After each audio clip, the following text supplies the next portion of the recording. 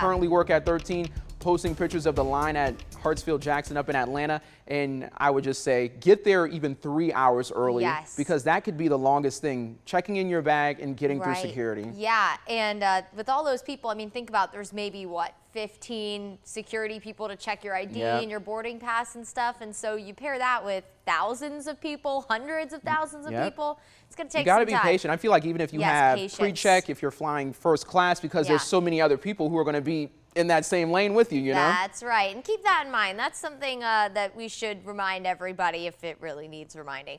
Be sure that you just be kind to all those people. It's not their fault that the lines move slowly and everything. There's just a lot of people. So you want to travel for the holidays, you're going to need to pack your patience. That's for sure. Both on the roads. Now, I can't say anything about the roads because, y'all, I'm telling you right now, I might look really sweet, but you put me in a traffic jam and the full-blown Jacobazzi Italian comes out and the road rage is a little bit real. I should probably pray about that a little bit, but either way, just be sure to pack your patience. And that goes for this morning as well. It is going to be a little bit rainy out there. We do have some rain rolling in to some of our southern counties, a little bit of some heavier downpours patched in between this batch of rain rolling in.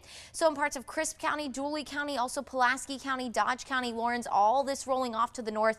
Just a couple of light isolated showers elsewhere from Macon off to the north, but overall most of us are dry and cold for the start of the day. Now, speaking of cold, I was looking up towards North Georgia and it does look like some sleet starting to form up there. You can see towards the Gainesville and Dahlonega area, of course, a very mountainous region, so the elevation probably helping with that just a little bit. But either way, it looks like even maybe a few flurries just on the Georgia-South Carolina line there. Not expecting any of that here at home. It's not quite cold enough to even have any kind of change in precip here. We're going to be a little bit too warm for that. 41 right now in the city of Perry. Making any kind of sleet, snow, anything is a very complicated process. It takes a cold layer of air in just about every layer of the atmosphere to make snow. We're not going to get into that. That'll take too long. 41 right now in the city of Perry, 37 in Macon, 40 in Gordon, 36 in Warner Robins, and 34 in Cochrane. This is what it feels like. So we're in the 40s for the most part, but it feels more like the 30s. And guess what? We're going to add rain on top of that, as of course this low that is currently just off the Gulf Coast of Florida there continues to roll over the peninsula of Florida, and then we also have that wedge still in place. So we're going to have cold rain on the way for your Tuesday. Not going to be super pleasant. It's all going to get caught up, that weather system, in the subtropical jet. And unfortunately, that is going to continue to lift north as we go through the week, which will give us a little bit of a warm Christmas. In the meantime, it'll steer this weather system off to the northeast throughout the day, offering us a rain chance, mainly for the morning.